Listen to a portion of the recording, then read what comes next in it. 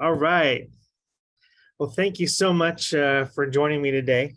I am really excited about this and this movie. Um, I didn't realize that you had also produced oh, what was it was Maneater. Yes, Maneater was another one of my babies that came to fruition. And because I had talked to this was way back in September. I talked to Nicky Oh yeah. Whelan, and I had seen the flood on her on IMDb, and I was talking to her about it. And then fast forward, 8, 9 months later, and here we are. Yes, she Nicky Whelan became a really good friend of mine shooting Maneater, and just seeing her perform and perform under the conditions like Yeah. the Pacific Ocean and water and sharks, and I was really impressed with her, and I was like, I got to work with her again, like as soon as possible. And that's and then there we are, we're working on the flood together. And I noticed that on your filmography that you work with a lot of the same people, which I love. I know, like Adam Sandler does that a lot, Rob Zombie does that a lot, and I see a lot of that throughout your history, and I just love that. Yes, it's really important to trust people. Yeah. And when you are making a movie, it takes an army. It takes up just so many people coming together, and there are so many important positions that you have to be able to trust those people, because those tiny mistakes make big money problems. Mhm. So keeping your team tight, and the people that continuously perform for you, you don't want to you just always want to work with them. It's Yeah. like so important. Yeah, and it's like it's also fun. And it's that, like you were talking about, it's kind of like that security blanket. You're surrounding yourself with all these people. You know everything about them, so you know what to expect. Yeah, that's a great a description, a security blanket. Yeah. I 100% have my security blanket. I know what director, I know, who's going to line produce and co-produce, and even what talent is going to be able to put up with the elements, which are Yeah. going to be crazy. So yeah, security blanket is a great description. And so, speaking of, actually, it's going to segue us into the next question. You spoke about money, and your role on this film and on Maneater was a producer. Can you explain exactly what a producer does? Sure. So I have the produce by credit, and what that means is that I'm the producer / CEO of the film company that is created to make a film. So I will take a script from either a simple idea, a log line, a synopsis, or the actual script, and then I will package it, meaning director, talent, and then I will reverse engineer it, breaking it down, schedule, budget, and sell it and finance it. So it's my baby from the very start to the very finish. I'm the one that is responsible for it. Now, along the way, there are other producers involved, because as an independent producer not working for a studio, it takes an army and a financial army. So I'm getting a portion of the financing from one segment, another from over here, and it takes a lot of people coming together in order to make these films. So yes, and then also even introductions, like this person introduced me to this person, and then that introduction ended up leading to a $500,000 investment. So that's why there's always a lot of producers on independent films, because they're independent. And then it sounds like, just because this film is releasing next month on the 14th, yes, your job isn't done as a producer. I'm assuming you're still out there maybe trying to collect money owed, or just tying up loose ends, so to speak. Yeah, exactly. Sometimes I do wish my job was finished on a film. So right now, just to put things into perspective, I'm always having to go, and when I deliver a movie, there's thousands and thousands of contracts, right? So you have your legal delivery, which you have a team of lawyers that are going through, and then they find little things in those agreements, and they're like, you got to change this, you got to do this. Mhm. So we're running around for distributors, we're making changes where they find an issue here, an issue there, then we have to go fix it, and all this is really on a deadline, and it's just a mad rush of like all my staff coming together and trying to put out fires. So I really won't be able to relax on this movie until after it releases. Yeah. And then it's more about collecting. Right now it's about making sure that I'm compliant, making sure that I have all the deliverables there, and making sure that the film comes out for the release. But then it goes to collection in the sense of like, hey guys, all right, we got to pay back everybody now. So yeah, ante up. Yeah, ante up. That's right. And then after watching the film The Flood, the first thing that came to my mind, it had, which I loved, it had the Assault on Precinct 13 feel for me. Yes. Just the way the bus came in with the prisoners, you had the station, just everything just pointed to that. Was that on purpose, or did it just happen that way? No, it was really part of the overall, I think, affinity into which I chose the script. Yeah, because it had all these different elements. It had that prison break kind of Assault on Precinct, feel to it. But then also like the megastorm and the disaster, and then these creature. So all these elements were so exciting for me, and which brought me to the table to like really push this film forward. because there was a lot of conflict injected into the story, which was great. Like you said, you had the prisoners and you had the storm and you had the creatures and everything. So I mean, it was I don't know what it was. I was just so excited about this. This whole time and waiting for it. And then when it came to watch the film and came to speak to everybody, it just it was everything that I wanted it to be. The alligators looked great. That's one thing. Thank you. Oh, you're welcome. For CGI, and you just you kind of you're either gonna get good or you're gonna get bad. Right. So I was pleasantly surprised on how well they came out. Thank you. Look, it's hard. We're like, once again, I say it over and over. We're independent. We don't have major budgets, and I think we had 9.5 minutes of actual alligator. In Crawl, I think they had 4.5 minutes. So like we didn't even have there's a big difference in budgets there. So I'm glad and proud that you would, thank you for saying that. It was it wasn't an easy task too. I bet. I wouldn't even know where to begin with something like that. But sometimes these high budget films, it's not that good. So it can go either way with that. So right. Good job on that. And the casting was great. Casper, I've been seeing him a lot of stuff lately, and he's just killing it right now.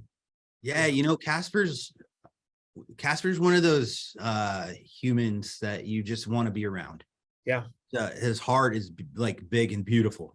Like he's the sweetest guy, but he also has a talent level that he in this range in his acting that he could go in any direction. He could play the bad guy, he could play the crazy guy, he could play, so many, he could play the hero, and you just want to work with him. There's always a role for Casper, right? I wish I could work with him on every movie. I always tell him that too. We call and we're like, hey, what are you doing right now? Or what can we work together on? So, he's a great human, great actor, great just person. Yeah, just the one time I spoke with them, I could tell exactly what you're saying.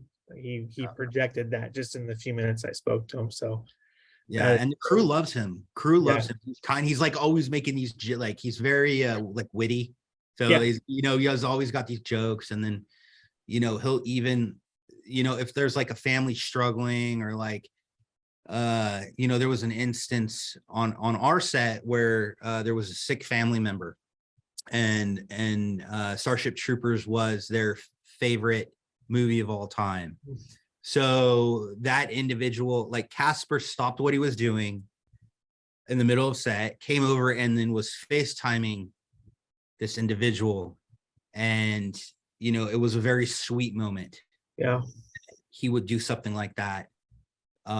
It's just touching. So we need more people like Casper in this world. yeah. It speaks volumes about somebody. Just that small thought just could change someone's It world. does. It really does. And how long was this shoot? Yeah, it was 14 days, 14-day shoot. I think we only shot 12 Wow. because there were some issues like on set and sets and stuff like that. So we had to like maneuver things around. So we didn't get to shoot all the days that we were supposed to shoot. So, but we got as much as we could, and it was a tough one. We were flying. And that's super quick, 12 days. I'm sure they were long days though. Yeah, they were. And we had 2 pickup days, though. We did have 2 like second unit, which is, your second unit days are not going to be like your main unit. So we had 2 second unit days here in LA after we shot in Thailand. So I just don't count those as like the actual, it's a different size crew, different everything. And when you shot in Thailand, how did you find this building? Because the building was perfect. Thank you. So, we have really good location managers that we could give a kind of just an idea of what we needed as like a shell of a building, right? So that building was at an old freight yard. So the ships would come in and drop freight off, and big trucks would come in. So that building was there. It was structurally sound, but there was nothing inside of it. Even the windows had to be replaced with CGI. So we had this shell of a building that we could build sets in, and that's what we ended up doing. Is we combined, we weren't shooting in a studio. We were shooting on a practical location with a set build that we would fill with water. And how is that working with, you had been working with a lot of water. The whole film there was water involved. Yeah. What were the challenges on that? There had to have been a bunch. Water is one of the most difficult things in the world to deal with when you're shooting movies. Yeah. We learned a lot too as we went, because we found out that like the water gets very dirty very quickly when all these people are going in and out and shoes. And how do you control even the clarity of the water, because it really changes color. It really changes color quickly. So we always have 2 water trucks on standby. We're having to drain the water, we're having to fill the water.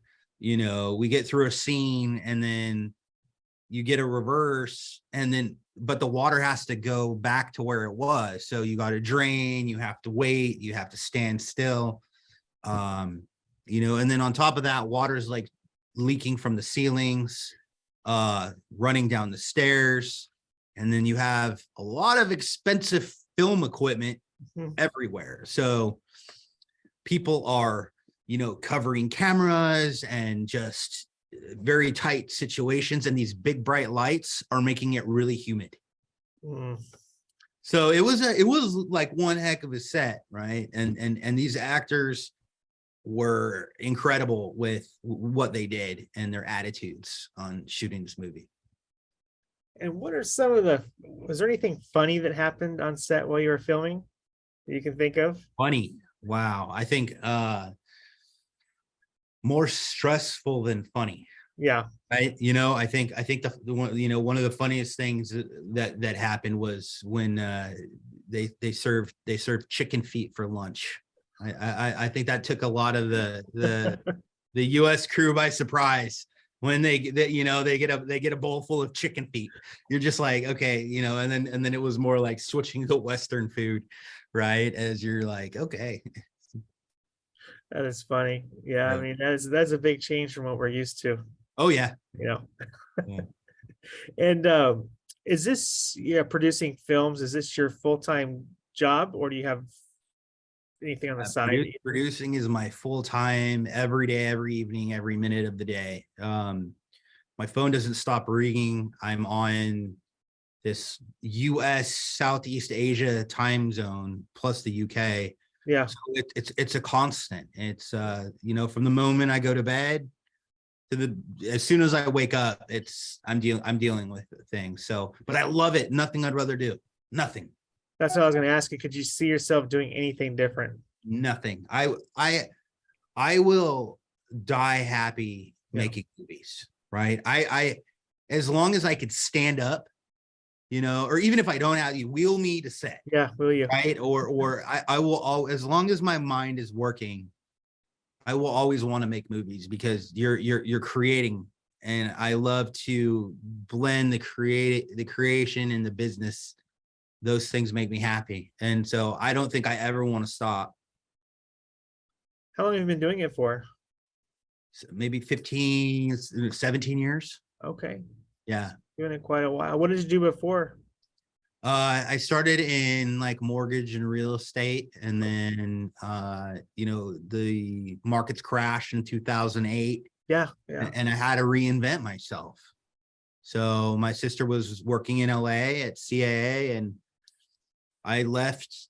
I was living in Temecula. I left everything in Temecula, came and slept on a wooden floor. Like I just stayed with her. I lost my car. Like I lost everything. yeah. And I just redefined myself. Like what do I want? And I need to go in a direction that is going to make me truly happy. So that's how I stuck with it. That's a great story, and I think that's the key, like you said, sticking with it, not giving up. Yeah. Because I'm You gotta love sure, it. You have to yeah, love it. You yeah, love it. If you love it, like I really feel like you could do anything in this world if you love it, right? For the right reasons, right? The moment that you want something just because you want it, but not because you love it, yeah, that's what makes the difference between, great and mediocre. yeah. No, you're definitely right on that. I mean, there's a lot more to, I think, making films than, than money. I know the public perspective is that anybody that works in a film is rich and they're making truckloads of money, Right. which, is not the case at all. It's a tiered system.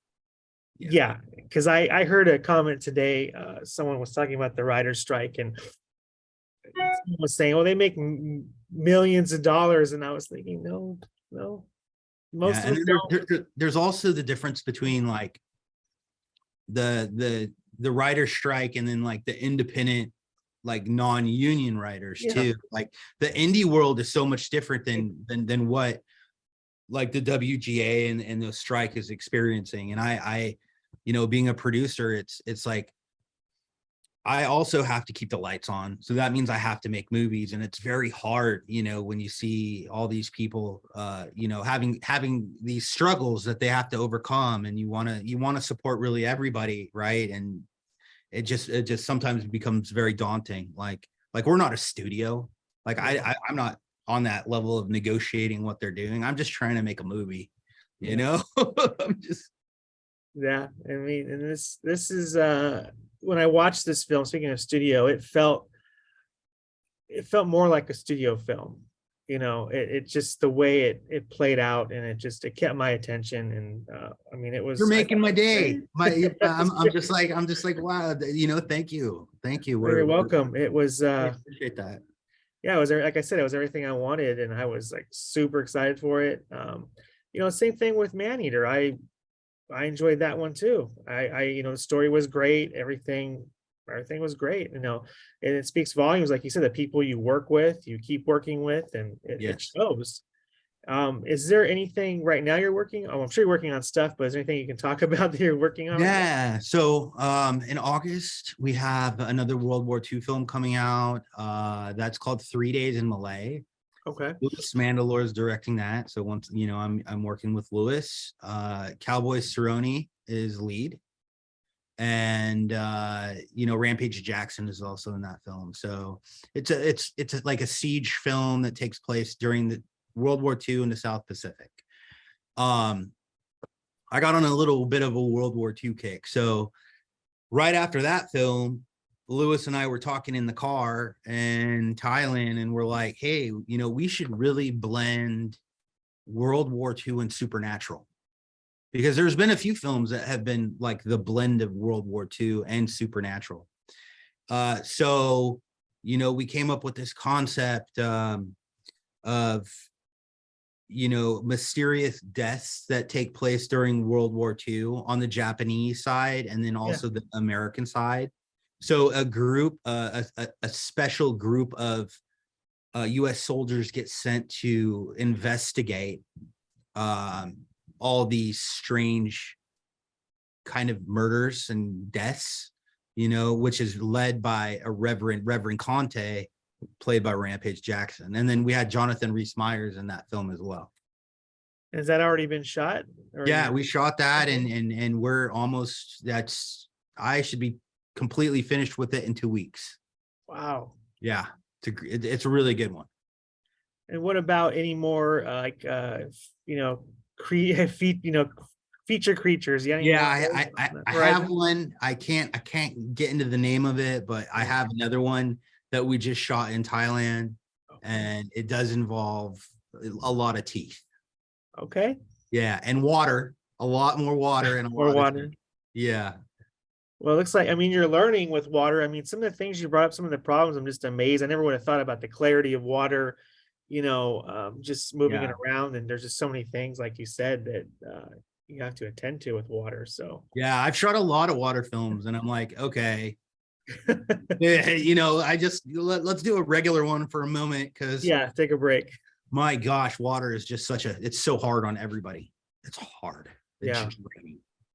I always go to Jaws when I think of water. I'm like, can imagine what they went through. And is there anything that you wanted to, like, your future, like your dream project, I should say? Is there something you just want to do? It's really about, I want to create worlds that are, not so budgetary restricted. Mm-hmm. Right. So, these fantasy movies or sci-fi where it looks really good, and I could create worlds that are very believable. Yeah. And that just, that takes bigger budgets. It really does. It takes a lot more. And you got to, more days. We usually shoot between, 14 and 21 days. Right. But these movies, you need more time. You get the small details done. Like, we're having to crank these out. So that's what I'm just looking forward to, shooting more time on my next movies, Yeah, it makes sense, taking more time relaxing as you're doing it, not, that time constraint, I'm sure, is just nerve-wracking. Oh yeah. Well, this has been great, and I can't wait to hear about that movie with all the teeth in it. I'm going to start thinking about what it could be. Oh yeah. Keep your, you're gonna, it will parlay into Jaws a little bit. We'll get into that, especially with some characters involved. Very good. And then, speaking of Thailand, how, filming in the US versus filming in a foreign country, what are some of the differences that you come across besides the food? Yeah, besides the food. So it's just a different culture. US crews are great. Yeah. I love making movies in the US. My Thai crews are, it's a different way of thinking. So it's hard to compare, the two, but I love making movies in Thailand. I prefer making movies in Thailand. For me, I have a system. Mm-hmm. I can have let's just put it like this. If you have a 40-person crew here in the United States on a budget, that is going to translate to like an 80-person crew in Thailand. So that means that you're moving faster. Yeah. You know, we're laying track faster, we're shooting faster, we're wrapping faster, and that gives us more time to put that movie on the screen versus, you know, like if I have to lay a bunch of track and I only have 3 guys on like doing that versus like an 8-guy team, that's a big difference. And your day is different. So I do prefer shooting in Southeast Asia. I get more bang for my buck. And do you tend to use the same individuals? Is it the same? Yeah. Well, Benetton Films, Thailand. It's the production company that I'm actually president of it, and okay. I've been shooting there for 12 years, 13 years. So we do use a lot of I usually use the same production manager, or, you know, I always use the same line producer. I always use the same, you know, we you know, depending on the film, maybe the same art director. You know, that's just it's like we use the same art director that was on The Flood and then on 3 Days in Malay. So we used a lot of the same team. Yeah, I think that's awesome. You can do that. Like I said, that security blanket. Security blanket helps. Right. All right. Well, it's been a pleasure. Thank you again so much for taking, you know, your time out of your busy schedule to talk with me. And I hope we can do it again real soon. Yeah, I really appreciate it. And thank you for the time. Hey, no problem. You take care. Thanks a lot.